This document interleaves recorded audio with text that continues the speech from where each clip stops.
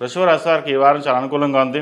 రాష్ట్రాధిపతి షష్టమాధిపతి అయిన శుక్రుడు అష్టమంలో ఉన్నారు. సప్తమ వ్యయాధిపతి అయిన కుజుడు అష్టమంలో, అష్టమాధిపతి లాభాధిపతి అయిన గురువు ద్వితీయంలో ఉన్నారు. గురువు ద్వితీయంలో బలంగానే ఉన్నారు. కుటుంబ పరంగా సానుకూలంగా ఉంటుంది.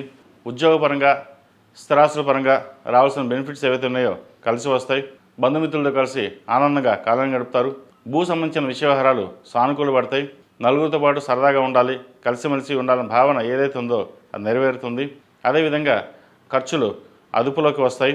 ₹1 80 పైసలు ఖర్చు ఉంటుంది. 20 పైసలు సేవ్ చేయగలుగుతారు. వచ్చిన ధనాన్ని సద్వినియోగపరచుకోవడం, జాగ్రత్త పరచడం అనేది చెప్పదగినది. ఎవరికైనా సరే అప్పుగా కానీ ఇవ్వకండి, ఇస్తే అవి తిరిగి రాదు. ఏదైనా ఉంటే సేవ్ చేసుకోవడం చెప్పదగినది. ఉద్యోగంలో కూడా మంచి మార్పులు చోటు చేసుకుంటాయి. ప్రశంసలు రావడం లేదా ఉన్నత పదవి రావడం, నూతన ఉద్యోగ అవకాశాల కోసం ప్రయత్నిస్తున్న వారికి మంచి ఉద్యోగ అవకాశాలు కలిసి రావడం ఇటువంటి జరుగుతుంటాయి. అదేవిధంగా సినీ కళారంగాల వారికి అనుకూలంగా ఉంటుంది. రావాల్సిన బెనిఫిట్స్ వీరికి తప్పకుండా లభిస్తాయి. ఎంతో కష్టపడి పైకి ఎదగాలన్న భావన ఏదైతే ఉందో అది నెరవేరుతుంది. టెక్నీషియన్స్కి చక్కగా ఉందని చెప్పచ్చు.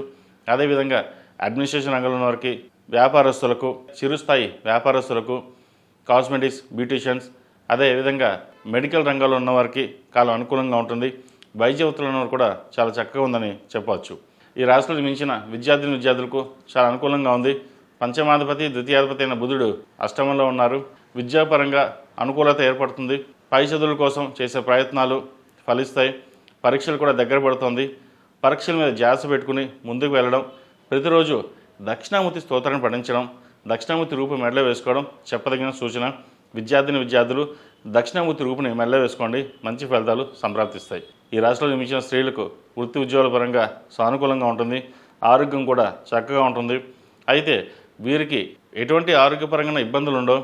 ఏదో ఒకటి ఆలోచించడం, ఎలా ఉంటుంది, ఏం చేయాలి, ఇలాగే ఉంటుందా, ఎవరు మన గురించి ఎవరైనా అనుకుంటున్నారా అన్న భావన ఎక్కువగా ఉంటుంది. మీరు ఎంత కష్టపడుతున్నా కూడా ఫలితం తక్కువగా ఉంటుంది. కష్టం తగిన ప్రతిఫలం మనకు గుర్తించడం లేదే, ఎంత కష్టపడుతున్నా సరే మన గుర్తింపు లేదన్న భావన ఎక్కువగా ఉంటుంది. ఎటువంటి ఇబ్బంది పడాల్సిన అవసరం లేదు. కాలం చక్కగా ఉంది. ప్రస్తుతం నడుస్తున్న గ్రహగతులు అనుకూలంగా లేకపోతే మిగతా విషయాలు తర్వాత బాగుంటాయి కాబట్టి ఎటువంటి ఇబ్బంది లేదు. భూ సంబంధించిన విషయవహారాలు బాగుంది.